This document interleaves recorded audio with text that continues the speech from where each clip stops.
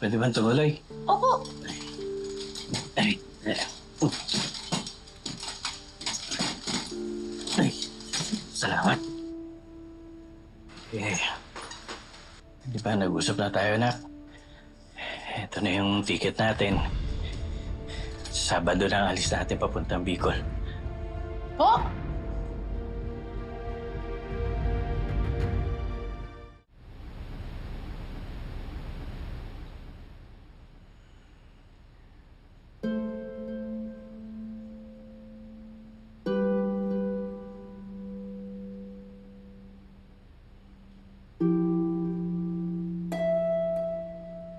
Ma.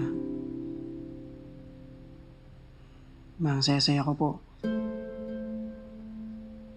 Finally, Ma. Ma, kami na ni Princess. Alam ko naman na gusto mo siya para sa akin. At magiging masaya po kayo para sa aming dalawa. Sana, Ma, bumalik na po kayo ulit.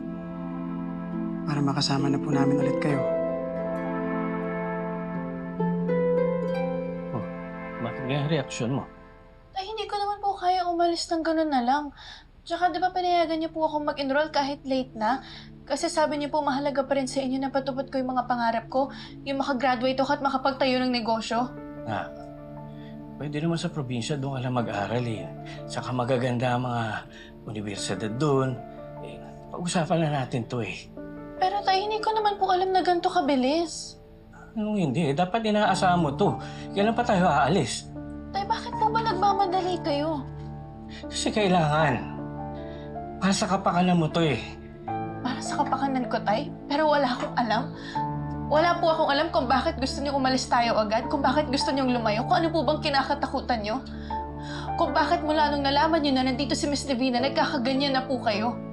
Ano ba pinagsasabi mo? Tay, napapansin ko na kasi yun eh. Nung una po sa presinto, nung nakita niya siya, sumunod nung pumunta po siya dito sa bahay. Tay, may kinakatakutan po kayo. Pero ayaw niyong sabihin sa akin yung totoo kung ano yun. Tay, ipaliwanag niyo naman po sa akin. Tulungan niyo akong intindihin yung desisyon niyo. Hindi ko kailangan magpaliwanag. Kung meron man kailangan magpaliwanag dito, ikaw yun. Bakit ba ayaw mo umalis?